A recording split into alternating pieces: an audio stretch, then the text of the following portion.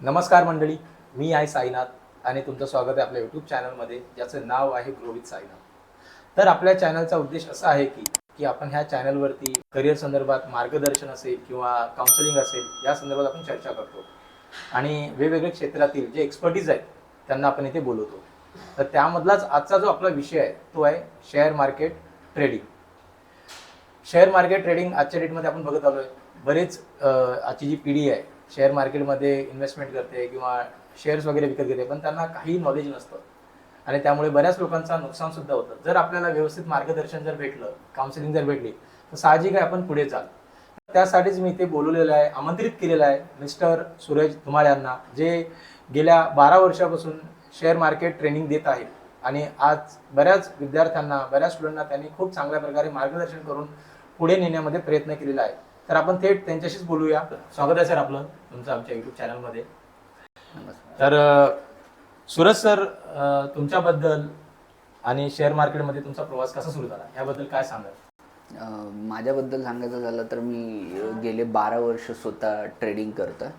सुरुवात जर म्हटलं तर माझी सुरुवात ही 2008 जो क्रायसिस होता मोठा, फायनान्शियल क्रायसिस. तर लोक बोलायचे की स्टॉक मार्केट पडला तर कुठे पडला, काय पडला हे आपल्याला समजत नव्हतं. पण मग ती एक जिज्ञासा आली की हां बाबा, हे स्टॉक मार्केट पडलं म्हणजे नेमकं काय झालं हे बघूया. तर मी 2008ला 11वीला होतो आणि कॉमर्स बॅकग्राऊंडमध्येच म्हणजे ॲडमिशन घेतलं. तर तिथे आमचे एक शिक्षक होते की ज्यांनी स्टॉक मार्केट पडलं तर त्याच्यावरती थोडंसं गायडन्स देत होते, सांगत होते मुलांना की तुम्ही पण ह्या क्षेत्रामध्ये जाऊ शकता. बरोबर. तर मग त्यांनी तेवढ्यापुरतं सांगून बंद केलं आणि नंतर पुढचा त्यांचा विषय अकाउंट जो आहे तो चालू केला. मग ते झाल्यावरती मी त्यांना विचारलं की ह्याच्यामध्ये नक्की काय असतं. तर त्यांनी थोडंसं मला एक्सप्लेन केलं की स्टॉक मार्केट कसं वर्क होतं, त्यासाठी तू कुठली बुक्स वाच, काय न्यूज चॅनल बघायचं ते सांगितले. कार्टून बघण्यापेक्षा ते न्यूज चॅनल बघ म्हणजे तुला ते कळेल. मी सांगण्यापेक्षा त्यातून जास्त कळेल, कारण की ते पण थोड्या प्रकारे ते माहिती घेत होते आणि त्यांचं पण ते काम चालू होतं. मग मला त्यांनी जसं सांगितलं तसं मी ते वर्कआउट केलं चालू. मग नंतर 2013 येईपर्यंत पैसे नव्हते. आपणच आपल्या आईवडिलांकडून आधीच शिक्षणासाठी पैसे घेतो. पैसे एकदमच जेमतेम घरच्यामध्ये हालाकीची परिस्थिती होती. शिक्षणासाठी ते कसे बसे पैसे देत होते. तर 2013मध्ये जसं मार्केटमध्ये काहीतरी करू म्हणून पैसे जमा केले होते, 5,000-1,000 रुपये जमा केले होते. तर ते चालू करण्यासाठी घरी जेव्हा विषय काढला तर पहिले तर नाहीचा पाडा येतो. मग आपल्या घरात कोणीच केलं नाही याच्या आधी आणि तू कसा करतो म्हणून चालू झालं. पण शेवटी आपल्याला जर डेडिकेशन असेल त्या ह्याच्यामध्ये, आवड असेल तर आपण दटून राहायचं. मग एकदा सुरू केलं तर पहिले लागतं त्याला डीमॅट अँड ट्रेडिंग अकाउंट. बरोबर. माहिती सगळी जमा केलेली की कशा पद्धतीने करायचं. तर पहिले demat and trading account open केलं. तेव्हा ऑनलाईन जास्त नव्हते. तिथे जे आपल्या वर्तमानपत्रामध्ये यायचे ॲडव्हर्टाईज वगैरे, तर तिथे नंबर दिलेला असायचा. कॉल केला, तो माणूस घरी आला, त्याने आमचं सगळं फिजिकली वर्क असायचं. पहिले ऑनलाईन नव्हतं, सगळं ऑनलाईन झालं. तर फिजिकली वर्कमध्ये त्याने पूर्ण तो फॉर्म भरला, सगळे डॉक्युमेंट्स मी सबमिट केले. मग एका आठवड्याने अकाउंट ओपन झालं. आता लगेच 15 मिनिटामध्ये अकाउंट होतं. तर एक आठवड्याने अकाउंट ओपन झाल्यावरती त्यात पैसे कसे टाकायचे, आता चेक थ्रू. आता सगळं ऑनलाईन होतं, UPI वगैरे चेक थ्रू होतं. मग चेक पे केला. मग माझा 1 महिना झाला. नंतर मी त्याच्यामध्ये बाईंग सेलिंग चालू केली. फर्स्ट मी बाय सेल केला तो स्टॉक होता त्यावेळेसचा एशियन पेंट. अरे वा. कारण की आपल्याला घरात माहिती आहे ना, दिवाळी आली आणा एशियन पेंट. मग काय कुठलं आपल्याला नावाचं आठवणारं शेअरच माहीत नाही ना. मग एशियन पेंटचा शेअर घेतला एक. मग असं रँडमली बाईंग सेलिंग. एकदा ते असं गेम खेळतो ना तसं बाईंग सेलिंग, जसं यांनी पहिलं सांगितलं की लोकांना माहीत नाही आणि तरी ते शेअर मार्केटमध्ये येतात आणि लॉस करतात. तसं त्यातला मी होतो की पहिले बाईंग सेलिंग रँडमली घेत जा, नॉलेज नसताना सुद्धा. कारण की फक्त प्रॅक्टिकली नॉलेज घेतलंच नाही, थेरी ऐकून होतो तेवढंच जे काही कॉलेजच्या ह्याच्यामध्ये, आणि न्यूज वगैरे बघायचो. मग ते न्यूजमध्ये पण सांगायचे कधी कधी हा स्टॉक घ्या, हा वाढेल. मग तो घेतला की नेमका तो खाली पडायचा आणि मग तो तसा विकायचो. मग दुसरा कोणता सांगायचे तो घ्यायच्या मागे.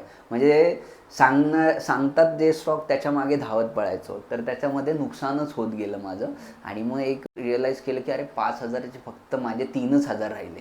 त्याच्यानंतर मग मी बोललो की इथे कुठेतरी थांबूया, आधी आपण ह्याचं व्यवस्थित नॉलेज घेऊया. नॉलेज घेऊया. आणि त्यावेळेस कसं होतं ना की आत्ता खूप सारे यूट्यूबर आहेत, ऑनलाईन सगळं भेटतं. त्यावेळेस नव्हतंच एवढं काही. 2013-14 काहीच नव्हतं. तुम्हाला यूट्यूब चॅनल खूप रेअरली दिसेल, ते जास्त करून फॉरेनचे चालायचे चॅनल्स, इथले नव्हते कोणी एवढं स्टॉक मार्केटवरती बोलणारं. मग त्यासाठी मी काय केलं की कुठे कुठे ब्रोकरेज फर्म असायची ना, तिथे जाऊन बसायचो.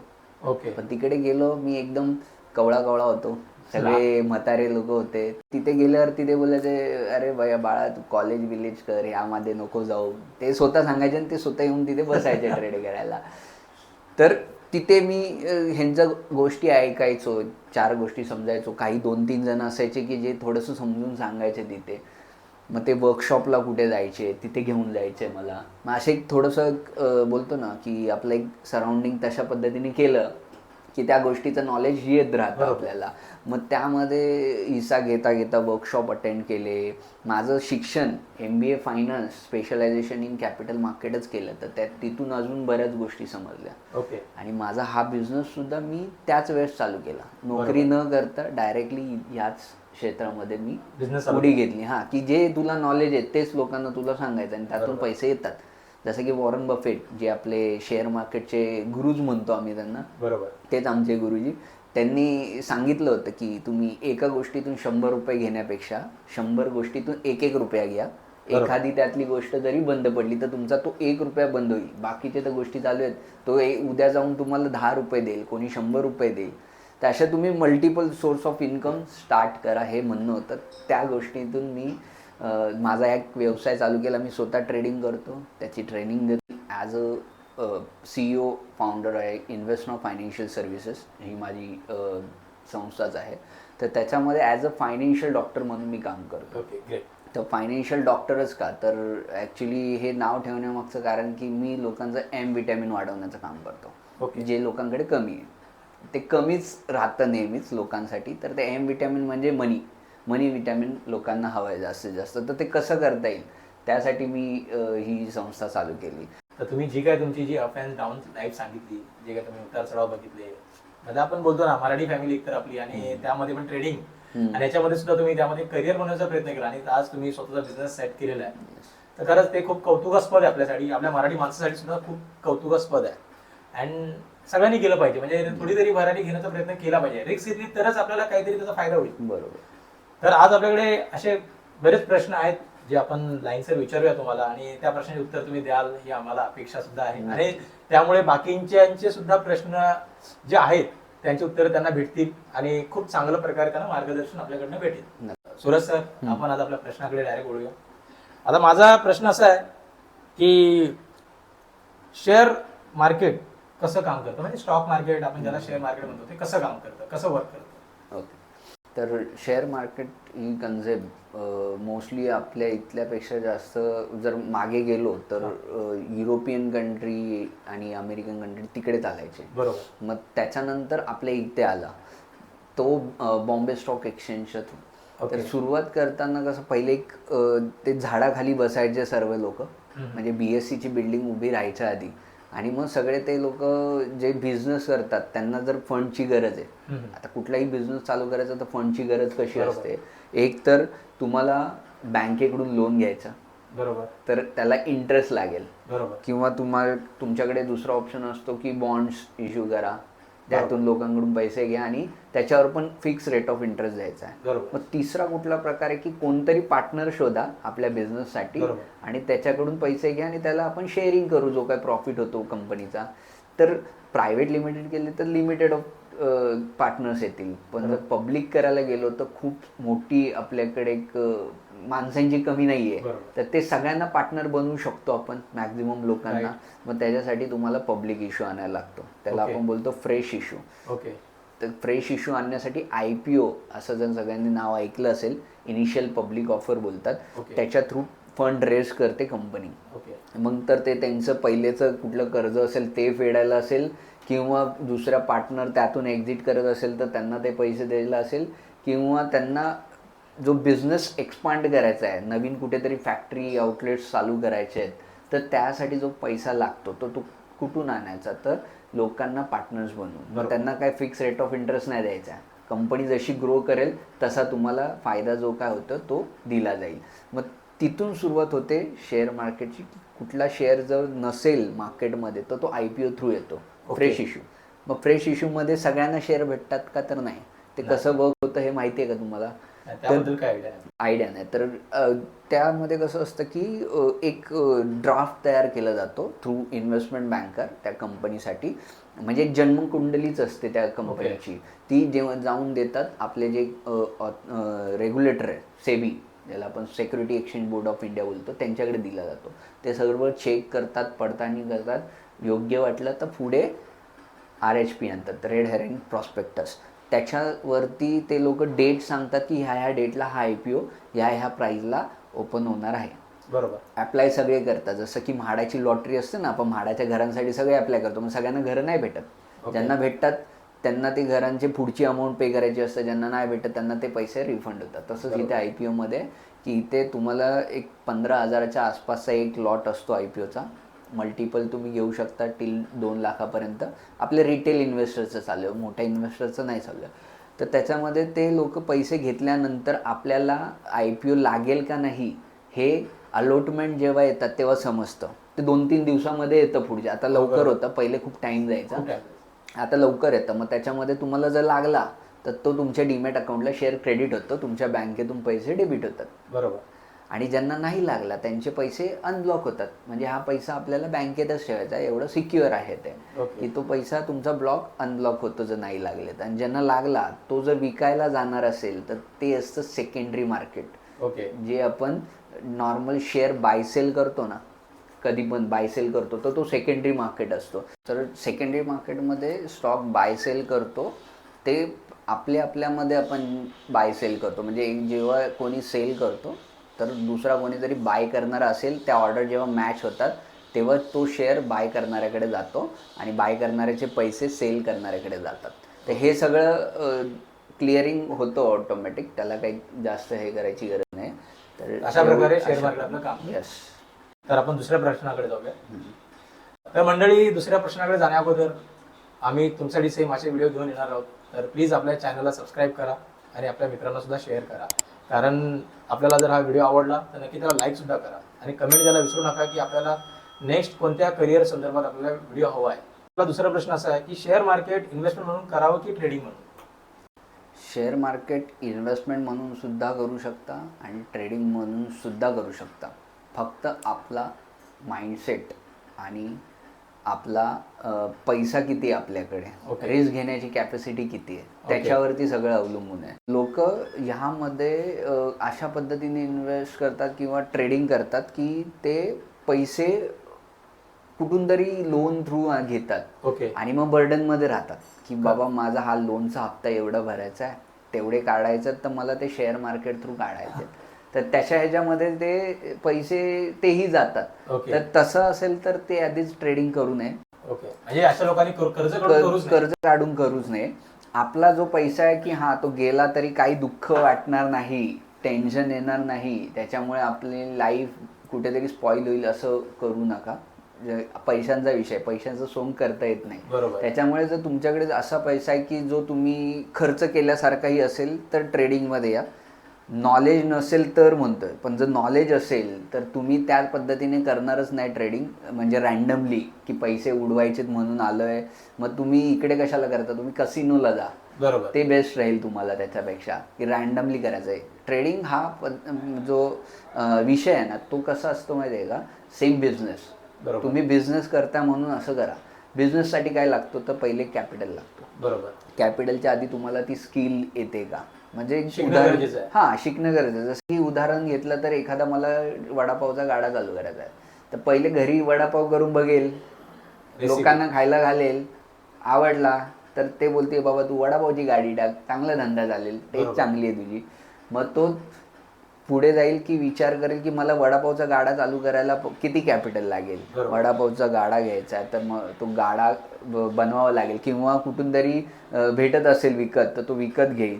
मग त्याच्या बरोबर काय काय सामग्री येते ती विकत घेईल, मग नंतर रॉ मटेरियल घेईल. मग ह्याच्यामध्ये तो पकडेल 2 ते 3 लाख रुपये मला कॅपिटल लागत आहे, मी आहे माझ्याकडे अवेलेबल स्वतःच आहे, किंवा कोणाला तरी पार्टनर बनवेल किंवा लोनच काढू शकेल. तर अशा पद्धतीने त्याला वाटतं की मी बरोबर व्यवसाय चालू करू शकतो. तो व्यवसायाचं गोष्ट करतोय तर लोनची बात केली, नाहीतर शेअर मार्केटमध्ये ट्रेडिंगसाठी लोन काढूच नाही.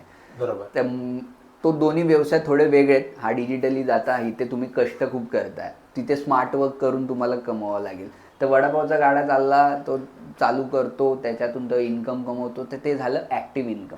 बरोबर. तसं शेअर मार्केटमध्ये ट्रेडिंग जो आहे ना, तो ॲक्टिव्ह इन्कम आहे. तुमच्याकडे असलेली स्किल तुम्ही दरवेळेस मार्केटला कशा पद्धतीने ट्रॅक करतात, तिथे तुम्हाला मार्केटमध्ये झोकून द्यावं लागेल. आणि ते एका वर्षात एका महिन्यात नाही होत. आम्ही इतक्या वर्षापासून करतो, तर आम्हाला नवीन नवीन गोष्टी शिकत राहतोय, म्हणजे अजूनसुद्धा शिकतोच आहे आम्ही असंही म्हणू शकतो, कारण की मार्केट शिकवतो आपल्याला. ते लॉकडाऊनच्या आधीचं मार्केट खूप वेगळं होतं, लॉकडाऊनच्या नंतरचं मार्केट खूप वेगळं आहे. कारण की लॉकडाऊनच्या आधी पार्टिसिपेट खूप कमी होते, त्यामुळे आम्ही हजारो वगैरे गोष्टींवरती खुश राहायचो.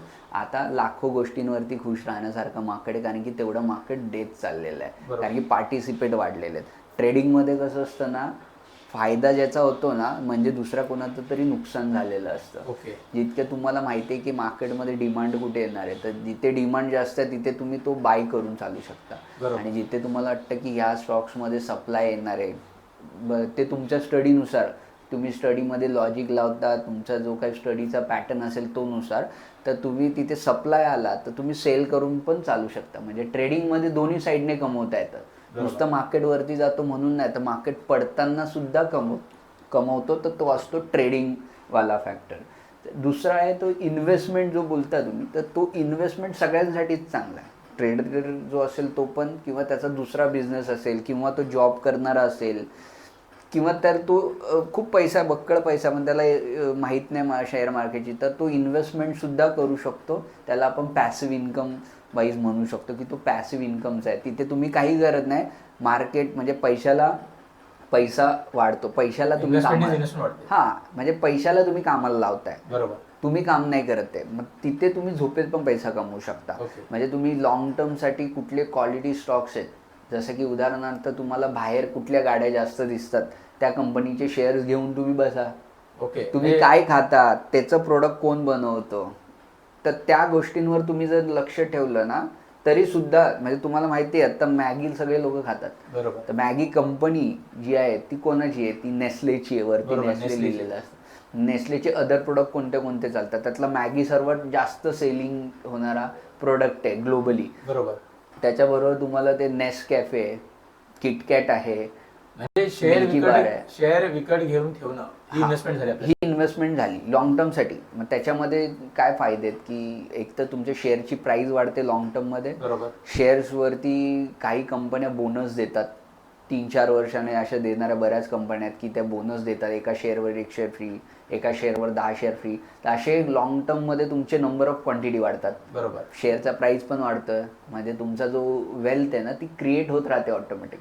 डिव्हिडंड येतो ती वेगळीच, म्हणजे बोलतो ना की बँकेत ठेवल्यावर पैशावरती इंटरेस्ट येतो, तर इथे तुम्ही शेअर्समध्ये ठेवल्यावर डिव्हिडंड येतो. तर काही डिव्हिडंड असे देणाऱ्या कंपन्या आहेत की ते तुम्हाला बँक FD पेक्षा पण जास्त रिटर्न देतात.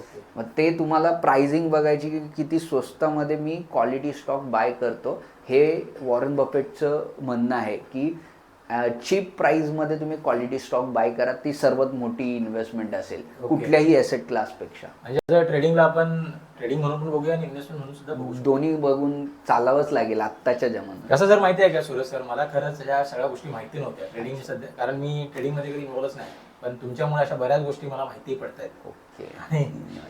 खरंच माझे भरपूर आहेत की ज्याची उत्तरं तुम्ही खूप अचूक देतात. म्हणजे मला असं वाटतं की ते माझ्यासाठी खूप आणि लोकांसाठी सुद्धा खूप गरजेचं असेल ते. मला पुढचा प्रश्न असा आहे ना, ज्यांनी ट्रेडिंग म्हणून मार्केटकडे बघितलं त्यांना काय मार्गदर्शन करा? आणि ट्रेडिंग म्हणून जर मार्केटकडे बघितलं तर पहिले तुम्हाला त्याचा सेटअप आणि त्याच्यासाठी लागणारा खर्च, शिक्षणाचा खर्च, म्हणजे आता जर बघितलं तुम्ही तर करिअर म्हणून लोक जर डॉक्टरचं करायचं असेल तर किती वर्ष घालवतात, 4-5 वर्ष जातात, नंतर पण प्रॅक्टिस करतात. बरोबर. नंतर कुठे त्यांचा लगेच जॉब चालू होतो किंवा क्लिनिक चालू करतात, गव्हर्नमेंटमध्ये कुठेतरी प्रॅक्टिस करावी लागते. म्हणजे नाही बोललं तरी त्यांचे 10 वर्ष तर त्यातच जातात बरोबर. आणि मग अर्निंग चालू करतात. सी मध्ये पण फर्स्ट अटेम्प्टमध्ये पास होणारे खूप कमी लोक आहेत. बरोबर. त्यांना पण 4 वर्ष जातात, कारण की त्यांना 3 वर्षाची कुठेतरी CAच्या हाताखाली काम करावंच लागतं. बरोबर. मग एवढं केल्यावरती तो माणूस CA होतो, डॉक्टर होतो, त्याला वेळ लागतो. मग ट्रेडिंगला तुम्ही 1-2 महिन्यात नाही होणार. बरोबर. तुम्हाला पण तिथे 2 ते 3 वर्ष मिनिमम घालवावे लागतील, शिकावे लागतील. त्याच्यामध्ये शिकल्यानंतर तुम्हाला अर्निंग पण लगेच चालू नाही होणार, ती थोडी थोडी वाढवावी लागेल. एकदम तुम्ही मोठा पंजा नाही मारू शकत, नाही तर तुमचं असलेलं कॅपिटल पण संपून जाणार, तिथेच तुमचं करिअर थांबणार. बरोबर. मग करिअर जर तुम्हाला बघायचं असेल ट्रेडिंगमध्ये तर फुल टाईम ट्रेडर आहे, किंवा तुम्ही ॲज अ रिसर्च ॲनालिस्ट म्हणून जाऊ शकता. मग ते NISMची वगैरे एक्झाम देऊन सर्टिफिकेशन कोर्स करून तुम्ही त्यामध्ये पण करिअर करू शकता ॲज अ जॉब, किंवा तुम्ही फ्रीलान्सिंग म्हणून सुद्धा करू शकता काम. जसं की तुम्हाला असलेलं नॉलेज डिलिव्हर करण्यासाठी तुम्ही ट्रेनिंग प्रोग्राम्स ठेवू शकता, त्यातून अर्निंग करू शकता. तुम्हाला स्वतः ट्रेड करता येत असेल तर ट्रेडिंगसारखा पैसा म्हणजे तुम्हाला कुठेही काही सेल करायची गरज नाही, कोणाकडे बघायची गरज नाही. एका खोलीमध्ये बसून तुम्ही तुमचं सेटअप करून सुद्धा कमवता असे खूप कमी लोक आहेत. 1% ऑफ पॉप्युलेशन की ते लोक ट्रेडिंगने पैसा कमवतात, कारण की त्यांनी व्यवस्थित शिक्षण घेतलं, टाइम दिलाय आणि मार्केटमध्ये डिसिप्लिन म्हणजे शिस्त ज्याला आहे ना, जो मिलिटरी सारखी शिस्त ठेवतो, म्हणजे शिस्तीत राहणारा, तोच कमवू शकतो. आता सीन असं झालंय ना सर, की हल्ली बघा एवढा ट्रेंड आला ना ट्रेडिंगचा, म्हणजे आजची जनरेशन त्यांना वाटतं शॉर्टकट पैसा येतो ट्रेडिंग, तर लगेच ट्रेडिंग मध्ये घुसतात. नॉलेज काही नसतं, शून्य नॉलेज, 0 नॉलेज, आणि ट्रेडिंग करायला जातात आणि जे काय पैसा आहे तो पण कमवून बसतात. बरोबर. तर तुमचं म्हणणं बरोबर आहे की लोकांनी व्यवस्थितरित्या शिक्षण घ्यायला हवं. बरोबर. जे काय वेळ 1 वर्ष तुमची जर IQ लेवल चांगली असेल तर मे बी तुम्ही 1 वर्षात चांगलं शिकू शकता. जर तुम्हाला चांगलं नॉलेज असेल तर, जर तुमच्याकडे असं वाटतं की यार आपण स्वतः वेळ दिला पाहिजे, पॅशन आहे, शिक्षण घ्या. बरोबर. इन्व्हेस्टमेंटसाठी तुम्ही कसं मार्गदर्शन कराल? इन्व्हेस्टमेंटसाठी जर बोलायचं झालं तर लोक काय करतात ना, की माझ्याकडे समजा एक बंच ऑफ अमाऊंट आहे, ₹1,00,000, तर मी सगळे एकाच ठिकाणी टाकले तर काय होईल? एक तर ते वाढेल किंवा त्याच्यात नुकसान होईल, बंद होऊ शकतो. बरोबर, असं होतं. तर त्यापेक्षा तुम्ही काय करा ना, त्याला डायव्हर्सिफाय करा. म्हणजे तुम्ही तुमच्या जेवताना ताटामध्ये नुसता रोज आज भात खाईल, उद्या डाळ खाईल असं नाही होत ना. आज मी पंचपक्वान्न पण घेईल. बरोबर. तर त्याच्यामध्ये काय काय असतं? भाजी असते, चपाती असते, भात असतो, डाळ असतो आणि लोणचं असतं. तर अशा गोष्टी सगळ्या असेल तर खाण्यात मजा असते आणि ते आपल्यालाच आवडतं. तशा पद्धतीने सगळे खातात नॉर्मली. तर तेच तुम्ही ह्यामध्ये पण ठेवा, की इन्व्हेस्टमेंटमध्ये पण ना मला ह्या सगळ्या गोष्टी हव्या आहेत, ज्याच्यामध्ये मला रिस्क असेल. जर तुमचं एज बिलो 40 असेल तर तुम्ही जास्त रिस्क घेऊ शकता. आता हे एज मॅटर करतं की तुम्ही रिस्क किती घेतली पाहिजे. हाच पुढचा पार्ट झाला, पण मी एक थोडक्यात सांगतो तुम्हाला, की तुम्ही बिलो एज 40 असेल तर रिस्क जास्त घ्या. तर तुम्ही स्टॉक्समध्ये, म्युच्युअल फंडमध्ये असं इन्व्हेस्ट करू शकता. त्याच्यानंतर तुम्ही अशा काही गोष्टी ज्या लाँग टर्ममध्ये तुम्हाला रिटायरमेंटसाठी पण उपयोगी पडतील, ज्यात मार्केट रिस्क नसेल, बिलकुल मार्केट रिस्क नसेल, तिकडे तुम्ही टाका. कारण की मार्केट रिस्क तर तुम्ही घेतलेली आहे, सगळी मार्केट रिस्क घेऊन नाही चालणार. आणि मार्केट रिस्क घेताना पण लोक काय करतात, माझा हा कंपनी आवडीची आहे तर सगळे पैसे तिथेही टाकू नका. तिथे पण तुम्ही डायव्हर्सिफाय केले पाहिजे सेक्टर वाईज. एका सेक्टरमध्ये टाकू नका, एका कंपनीमध्ये टाकू नका. सेक्टर वाईज वेगवेगळ्या कंपन्यांमध्ये पण तुम्ही इन्व्हेस्ट करू शकता. जसं की जर तुम्ही ऑइल अँड गॅसमध्ये बघायला गेले तर तुम्ही इंडियन ऑइलमध्ये टाकला, मग BPCLमध्ये, मग एकच सेक्टर झाला. तुम्ही फार्मा सेक्टर बघा, तुम्ही IT सेक्टर बघा, कारण की ह्या प्रत्येक सेक्टरमध्ये ऑपॉर्च्युनिटी वेगवेगळ्या पद्धतीने येते, त्यांची ग्रोथ पण वेगवेगळ्या पद्धतीने होते. तर लाँग टर्ममध्ये जाण्यासाठी आपल्याला वेल डायव्हर्सिफाय पोर्टफोलिओ करणं गरजेचं आहे. तर सर तुम्ही खूप म्हणजे चांगल्या प्रकारे सांगताय की लोकांनी काय केलं पाहिजे, काय नाही केलं पाहिजे, आणि इन्व्हेस्टमेंट सुद्धा बद्दल तुम्ही खूप म्हणजे व्यवस्थितरित्या मांडणी केलेली आपल्या प्रश्नाची. तर पुढील प्रश्न मला सर असा आहे की share market risk and reward कसं साधायला हवं? तर रिस्क आणि रिवॉर्डचा जो प्रश्न येतो तो ट्रेडिंगसाठी मेन आहे. बरोबर. ट्रेडिंगमध्ये कसं ना, लोक रिस्क मॅनेजमेंट करत नाही.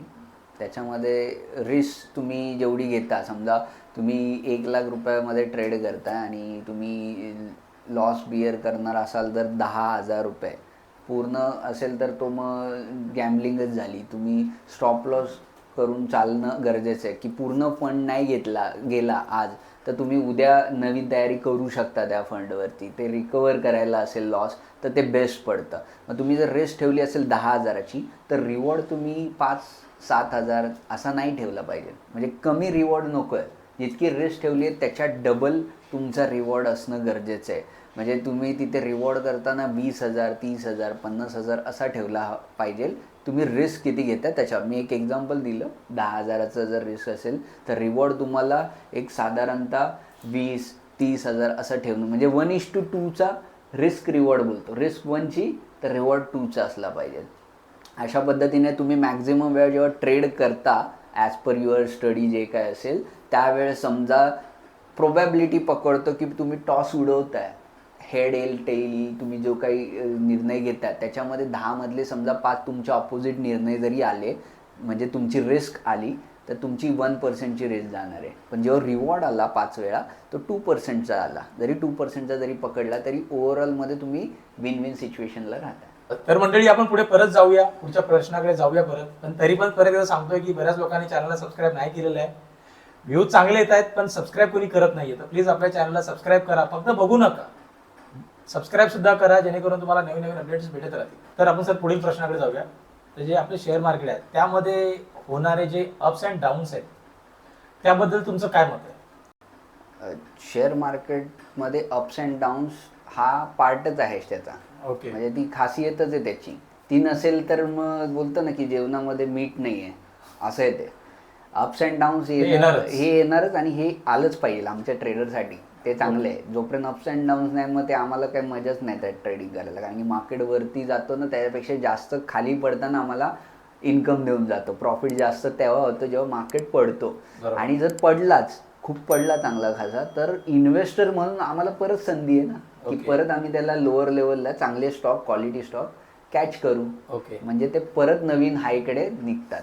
तुम्ही जर मागचा सगळा सिनियर बघितला, प्राइस हिस्ट्री बघितली टिल 1991 पासून जरी मी बोललो तर जिथे जिथे मार्केट पडलं की 1992ला जसं हर्षद मेहता स्कॅम झाला तिथून तो पडला, परत वरती गेला, नवीन हाय बनवला. 2000मध्ये जेव्हा .com बबल आला तेव्हा मग पडला, परत नवीन हाय मारला.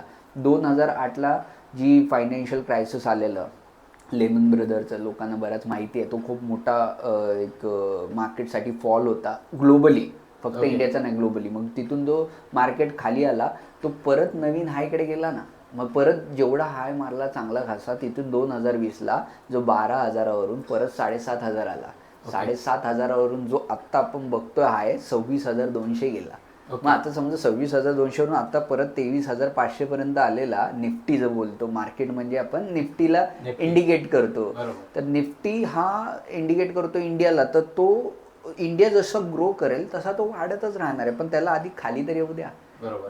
मार्केट सरळ असं वरती नाही जात, लेफ्ट टू राईट तो अप ट्रेंडच आहे. पण त्याच्यामध्ये थोडेसे उतार चढाव आहे ना त्याच्यामुळे त्याला स्पीड भेटते. बरोबर. तर पुढे आता तो 26,000वरून समजा 15,000 जरी निफ्टी तुम्हाला दिसला तर आश्चर्य वाटायला नको. लोक आत्ताच घाबरले थोडं. आता ज्यांनी मार्केट बघितलं नाही, सगळे लॉकडाऊन नंतर आलेले बरेच लोक आहेत. मार्केटमध्ये अप्स अँड डाऊन्स हे असलेच पाहिजे आणि ते असणारच कंटिन्यूमध्ये. तर त्याला ट्रेडरला पण फायदा आहे, इन्व्हेस्टमेंटला पण फायदा आहे. पडला मार्केट डाऊन खूप झाला तर ती ऑपॉर्च्युनिटी म्हणून समजावी.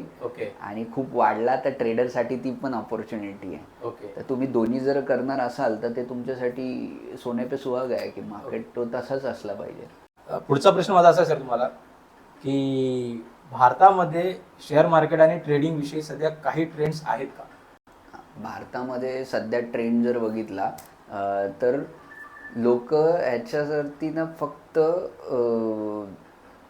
रील्स बनवणे किंवा हा रील्स की मी आता कुठल्या तरी एका वेगळ्या स्टेटसला आहे, मी कुठेतरी असं शेअर मार्केटमध्ये पैसा कमवून वाढलेलं आहे आणि त्याच्यावरती लोक विश्वास ठेवून कुठेतरी गुंतवणूक अशा पद्धतीने करतात हाय रिस्कमध्ये की त्यांचे पूर्ण कॅपिटलही जाऊ शकतं. बरोबर. तर ते एकतर इलिगलीवाले असू शकतात, जसं की क्रिप्टोकरन्सीवाले त्याच्या नावाखाली नेटवर्क मार्केटिंग चालवतात. बरोबर. की तुम्ही अजून लोकांना ना म्हणजे तुम्हाला ते पैसे फिक्स एक 5% 10% भेटेल अशा पद्धतीने जे येतात ते स्कॅम खूप चाललेलं आहे सध्या. तर तिथून तुम्ही सावध राहिलं पाहिजे.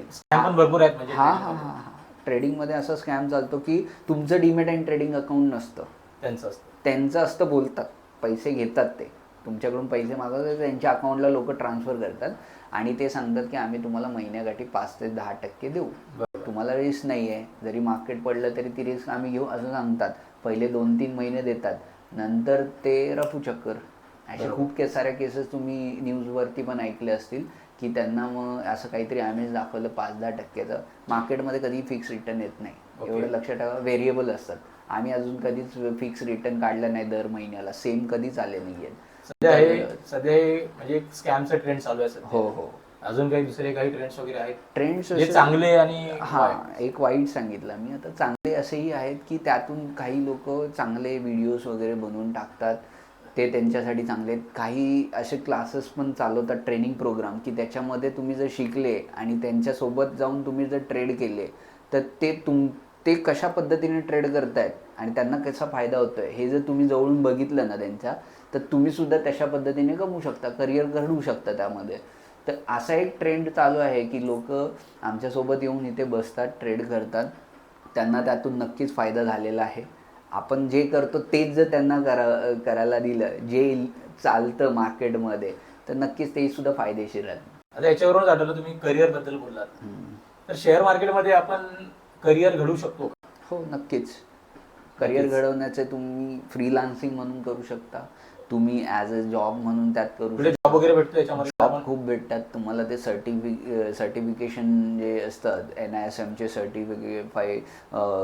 एक्झाम्स असतात, ते क्लिअर करणं गरजेचं आहे. ते तुम्हाला ऑनलाईन जर तुम्ही NISM.in सर्च केलं तर तुम्हाला तिथे लॉग इन केल्यावरती बरेच एनरोल करायला भेटतील. कुठले माध्यम आहेत, जसं की एक मी सांगतो इक्विटी डेरिव्हेटिव्स म्हणून आहे, त्याच्यामध्ये तुम्ही एक्झाम दिली की तुम्हाला त्या रिलेटेड जॉब कुठल्याही ब्रोकरेज फर्ममध्ये तुम्हाला भेटू शकतो. म्हणजे आपल्याला जॉबही भेटतो, आपण बिझनेस करू शकतो आणि फ्रीलान्सर म्हणून ट्रेडिंग सुद्धा करू. ट्रेडिंग सेल्फ, म्हणजे हे शिकणं वाईट नाहीये. शिकलं तरी आपलं नॉलेज पुढे जाणार नाहीये. तर सर, आता पुढील प्रश्न माझा असा आहे की म्युच्युअल फंड्स जे SIP आपण बोलतो त्याला सही है और इक्विटी शेअर मार्केट सही है, याबद्दल काय सांगाल? याबद्दल एकच सांगेल की म्युच्युअल फंड सही है ते इन्व्हेस्टरसाठी थोड्या प्रमाणात, पण जास्त प्रमाणात हा जो सही आहे तो ह्या म्युच्युअल फंड चालवणाऱ्या कंपन्यांसाठी. ओके. आणि इक्विटी सही आहे हे डायरेक्ट आपण इक्विटीमध्ये जे घेतो ते सही आहे ते आपल्यासाठीच. ओके. ते कशा पद्धतीने मी थोडक्यात तुम्हाला सांगतो. SIP जे करतात इक्विटी म्हणजे म्युच्युअल फंड, ते इक्विटीमध्येच पैसे टाकतात, पण ते कशा पद्धतीने टाकतात पैसे की तुम्ही दर महिन्याला SIP चालू केली आहे 10 तारखेला आणि मार्केट समजा तेव्हा वरती आहे, तर ते तुम्हाला NAV देणार, NAVच्या हिशोबाने युनिट्स देणार. मग मार्केट वरती आहे किंवा खाली आहे त्यांना त्यांच्याशी घेणं देणं नाही, तुम्हाला ते NAV देत राहणार, युनिट्स देत राहणार. पण मार्केट खाली पडतोय त्यावेळेस ते लोक बाय करत असतील का? तर असं नाही आहे. ते लोक बरोबर मार्केट एकदम चांगल्या रेटला स्टॉक बाय करतात. ते नेहमीच बाय करतात असंही नाही. म्युच्युअल फंडचा जो आकडा येतात की DISने शेअर विकले, पण तुमची त्या महिन्यामध्ये SIP असेल तर नक्कीच ते तुम्हाला युनिट्स देऊन टाकतात ना. बरोबर. मग मी आत्तापर्यंतचा ज्यांनी SIP केली आहे त्यांचा पोर्टफोलिओ काढला आणि जे इक्विटीमध्ये डायरेक्ट इन्व्हेस्ट करतात त्यांचा पोर्टफोलिओ काढला, तर सर्वात जास्त रिटर्न हे इक्विटीमध्ये डायरेक्ट इन्व्हेस्ट करण्यामध्येच जास्त बेनिफिट आपल्याला इक्विटी. यस, याच्यामध्ये दोन्हीकडे रिस्क सेमच आहे. बरोबर. म्हणजे जर समजा मार्केट इथून 30% पडला तर तुम्हाला म्युच्युअल फंडवाले पण 30% डाऊन दाखवतील आणि इक्विटीमधला पण तुमचा पोर्टफोलिओ 30% डाऊन दिसेल. पण जर मार्केट इथून चांगला वाढला तर समजा 100% वाढला तर तुम्हाला म्युच्युअल फंडमधले रिटर्न 25 ते 30% आसपास दिसतील, पण इकडे तुम्हाला पूर्ण 100% दिसतील. तर आत्तापर्यंत मी बघितला की मार्केट जो 2020ला जो पडला चांगला खासा, तिथून वाढला एवढा, तर ज्यांनी म्युच्युअल फंडमध्ये इन्व्हेस्ट केलेली होती लमसम असो किंवा SIP थ्रू, तर त्यांचे रिटर्न हे कुठेतरी 40 ते 50%वरतीच अडकलेत. आणि ज्यांनी ह्या पद्धतीने 2020 पासून इन्व्हेस्टमेंट केली आहे त्यांचे 500% जास्त रिटर्न झालेला आहे विथ डिव्हिडंड पकडून. तो डिव्हिडंड डायरेक्ट बँकेत येतो आपल्या, ज्यांनी इक्विटीमध्ये इन्व्हेस्ट केले डायरेक्ट शेअर्समध्ये, त्यांचं सांगतोय. कारण की हे मी माझं स्वतःचंच उदाहरण सांगतोय. मी जे इन्व्हेस्ट केलेले 2021ला त्याचे रिटर्न आता मला 450% रिटर्न दिसत आहेत इक्विटीमध्ये. माझी इन्व्हेस्टमेंट व्हॅल्यू होती 65,000, त्याचे झाले 3,50,000 रुपये होल्डिंगला. होल्डिंगला ओके. एवढ्या 3 वर्षामध्ये. आणि ह्याच्या व्यतिरिक्त जो डिव्हिडंड आला तो पण चांगला खासा 60 ते 70 हजार रुपये बँकेमध्ये जमा झाला. म्हणजे माझे रिटर्न झाले 500% करीबन.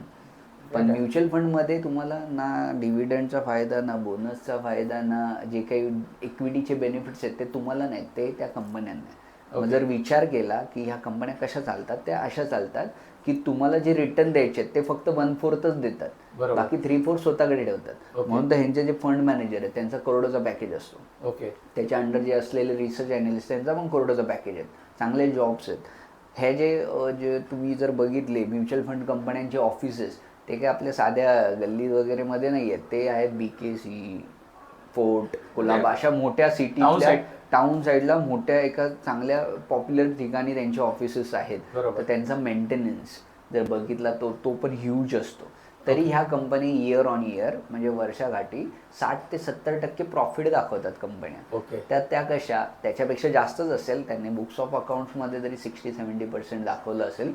तर अशा प्रकारे जर तुम्ही डिफरन्स बघितला तर म्युच्युअल फंडमध्ये रिस्क पण सेम आहे आणि इक्विटीमध्ये बघितलं तरी रिस्क सेम आहे, कारण की एकाच ठिकाणी इन्व्हेस्ट करतात. ते असं काही वेगळं कुठे इन्व्हेस्ट नाही करत, मार्केटमध्येच टाकतात.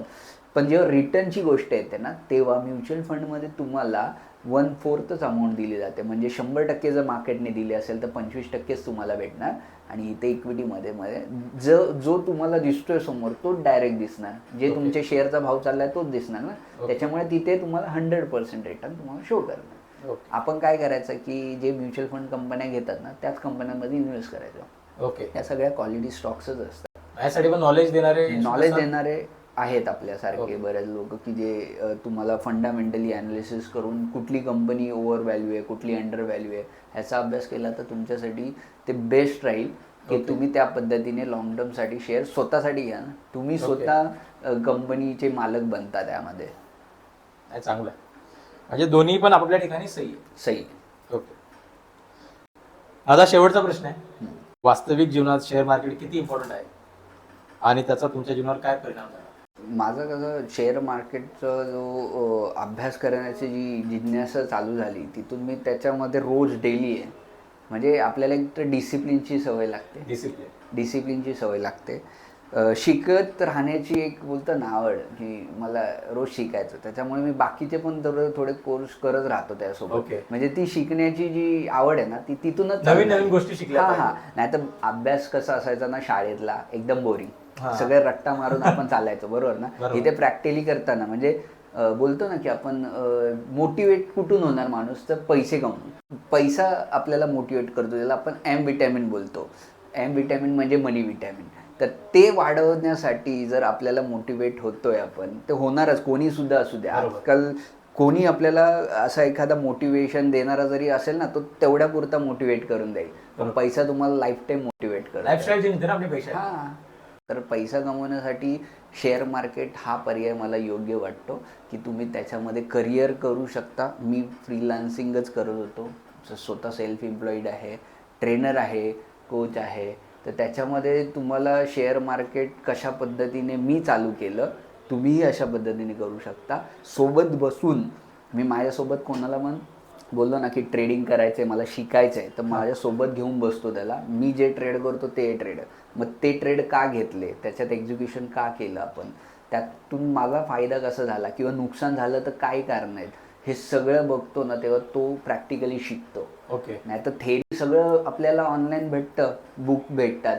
तर थेरीसाठी नुसतं वाचलं तर ते मार्केट वेगळंच असतं किंवा आपण प्रॅक्टिकली करतो आणि त्याच्यामध्ये जी घालमेल होती आपली, अरे लॉस होतं, प्रॉफिट होतं, किंवा आपल्याला जे लालच येतं किंवा भीती वाटते, ह्या सगळ्या गोष्टी ज्या इमोशनच्या ज्या असतात त्या कशा होतात, त्याच्यावर आपल्याला कशी ॲक्शन घ्यायची आहे, ते सगळं आपण प्रॅक्टिकली इथे शिकतो. याचा तुमच्यावर काय परिणाम झाला? माझ्यावर परिणाम, माझं लाईफस्टाईल चेंज झालं. जेवढं घरामध्ये पैसे येतात, तर आधी कधी गाडी नव्हती, ती गाडी घेतली मी. घर बरोबर आपण एक जमीन घेतली, जी जमीन नव्हती आमच्याकडे. तर अशा गोष्टी जे ॲसेट आपण घेऊ शकतो त्या आपण घेत आलो या गोष्टीमुळे. त्यामुळे आता घरचे मला कधी बोलत नाही की शेअर मार्केट करू नको म्हणून. आता प्रश्न नाही माझा, फक्त आपला चॅनलच आहे बघा, करिअर गायडन्स. तर करिअर गायडन्स म्हटल्यावर की कोणी शेअर मार्केटमध्ये उतरलं पाहिजे आणि कोणी नाही केलं पाहिजे, म्हणजे याचं काय सांगाल तुम्ही? म्हणजे कोणी केलं पाहिजे आणि कोणी शेअर मार्केट नाही केलं पाहिजे, त्याबद्दल काय सांगाल? पहिले तर ज्याला आवड आहे, स्वतःहून वाटतं, जसं मला वाटलं की जिज्ञासा आली शेअर मार्केटबद्दल, ज्याला स्वतःला वाटतं की मला हे करिअर केलं पाहिजे, आवड असेल तरच या. जबरदस्ती कोणी पाठवून होणार नाही आहे कुठल्याच करिअरमध्ये, म्हणजे फक्त शेअर मार्केट नाही, कुठलाही ते असेल. त्याच्यानंतर तुम्ही शिकत राहण्याची जर तुमच्याकडे वृत्ती असेल, सतत शिकत राहणं, फोकस करणं, डिसिप्लिन म्हणजे शिस्त पाळणारं जर असेल तर तसं कोणी, ह्याच्यात वयोमानाची अट नाही. तुमचं काही आधीचं शिक्षण आहे त्याची पण काही अट नाही, शिक्षणाची काय अट आहे? शिक्षणाची काही अट नाही. म्हणजे पण करिअर करायचं असेल तुम्हाला, जर समजा कुठे जॉब करायचा असेल तर 12th पास ॲटलिस्ट हवं आहे. पण जर तुम्ही स्वतःसाठी करताय, तुम्ही ट्रेडिंगसाठी जर बघत असाल तर शिक्षणाची अट काही नाही, अट नाही. पैसे हवेत फक्त. ओके. पैसा असेल त्याच्याकडे, चांगला पैसा असेल ना, तर तो न काही करता फक्त ट्रेडिंग करून सकाळी 9:15 ते 3:30 पण पूर्ण वेळ नाही, जरी त्यांनी पहिले 1-1.5 तास दिला तरी तो अर्निंग करू शकतो घर बसल्या. जेवढा माणूस अर्निंग करायला बाहेर जातो, पैसे कमवतो, तेवढे अर्निंग आरामात करू शकतो. ज्याच्याकडे 10 लाख 1 करोड अशी अमाऊंट लमसम आहे, बरोबर, त्याचा दुसरा बिझनेस नाही, तर तो ॲज अ हा बिझनेस म्हणून सुद्धा व्यवस्थित करू शकतो. मित्रांनो, जसं सरांनी सांगितलं की शेअर मार्केट करण्यासाठी शिक्षणाची अट नाहीये. आणि महत्त्वाचं म्हणजे काय माहिती आहे का, की बघा, जर तुमचं पॅशन असेल, जर तुम्हाला आवड असेल तरच या क्षेत्रामध्ये या. उगाचच म्हणजे आपले मित्र करतायत किंवा आपल्या आजूबाजूचा कोणी करतोय म्हणून पैसे खर्च करू नका. आणि जर तुमच्याकडे मनीचा बॅकअप सुद्धा असेल तरी तुम्ही करा. मला असं वाटतं की यार आपल्याला पैसे आपल्याकडे आहेत, आपल्याकडे नॉलेज पण आहे, तर करा.